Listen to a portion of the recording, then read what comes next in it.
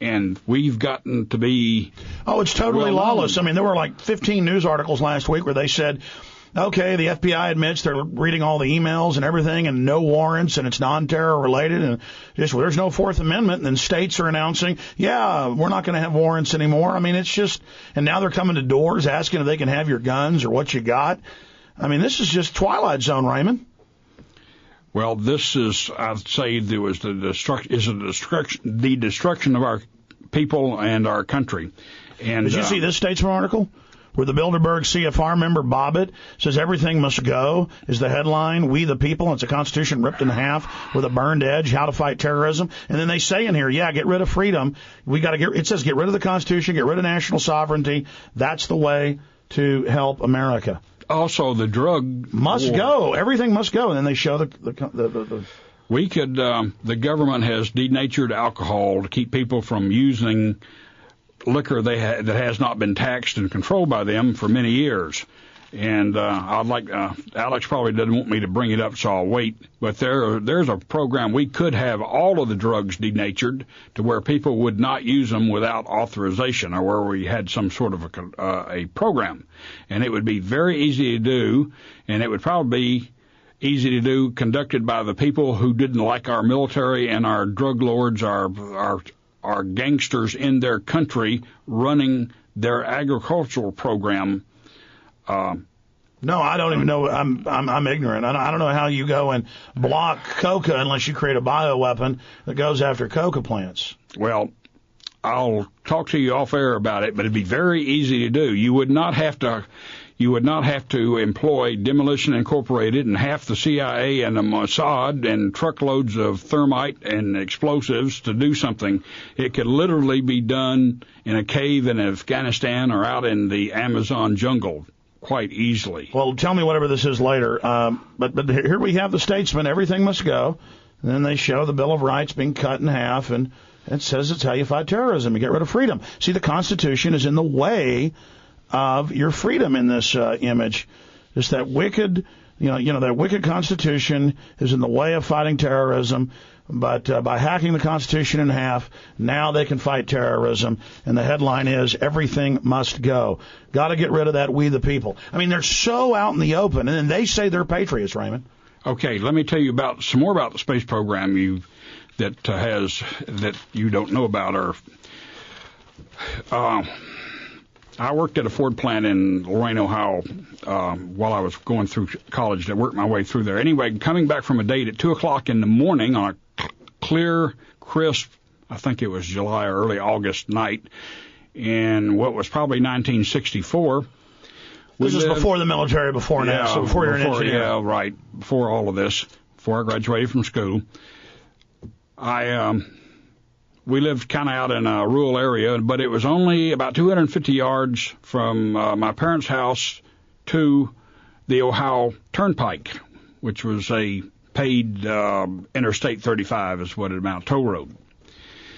And I looked over about 100 yards away from me, and there was an object about 6 feet in diameter. It was only about treetop high, and it was roaming around, and it kind of followed a zigzag course, but generally it went over the trees, observing the Ohio Turnpike. And I watched it as long as I could. I watched it out of sight. Well, now they on TV have drones that look just like that. Anyhow, I thought about reporting it, but I didn't. And I thought about shooting it down, but I didn't do that either because I'd had to wake the whole household up, grab my only centerfire rifle, a .303 British Enfield at the time, and grab the ammunition, get somebody to drive me up to fire on it. And it would have been too late. I couldn't arrange that fast enough, one. And two, anyway, the next day, it was reported as having been all over northern Ohio, including going through the turnstiles at on the toll road booths. And then comes along. Stay there. They were testing some type of surveillance platform. We'll be right back. Final segment with Raymond Teague, electrical engineer, worked in NASA, Air Force.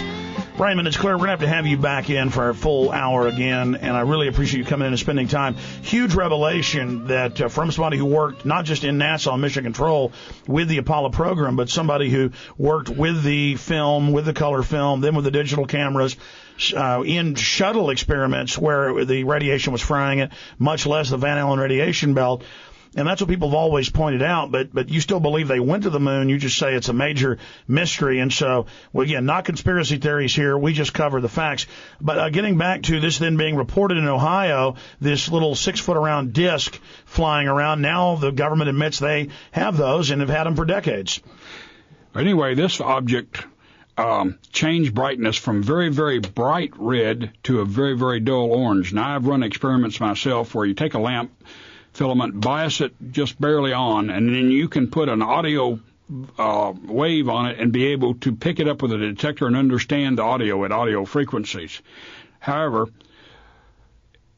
what I was saying, this gadget was reported all over, but when we got the motion picture came out, Close Encounters of the Third Kind, they showed almost a perfect representation of this gadget flying around that I saw.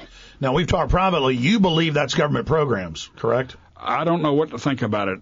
It's obviously a robot from somebody.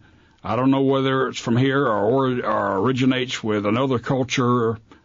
I believe that from the Philadelphia experiment, there are other time frames, parallel, you might say, universes are times that can be transferred. And Einstein's equations and others show that, that those dimensions exist.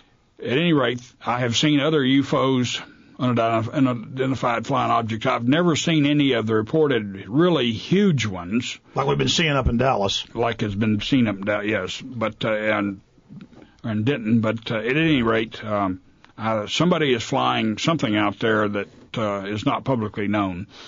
Yeah, no kidding. Who knows what's really going on? Well, very interesting with your work on the Apollo program. And next time we get you back, Raymond, maybe we can get a little bit more into some of the other areas. I know you've been nervous today, but you've covered quite a bit. And Raymond Teague, good friend of mine, thank you for coming in. Quite welcome. Raymond, again, let's set you up the next month or so to come back in for an hour. Okay. And then maybe 2 hours, maybe take phone calls. I need to talk to you about what I was talking about, the nature of the Well, you know what? Call me tonight because I got Andres Van Bulow coming up right after this break. Okay. So, we'll talk soon, Raymond. Thank you, my friend. You bet. Yeah, and your stuff's all over the place in here. Let's make sure we don't lose any of this. Raymond, thank you for coming in. There goes Raymond Teague, ladies and gentlemen, and I am Alex Jones, your host.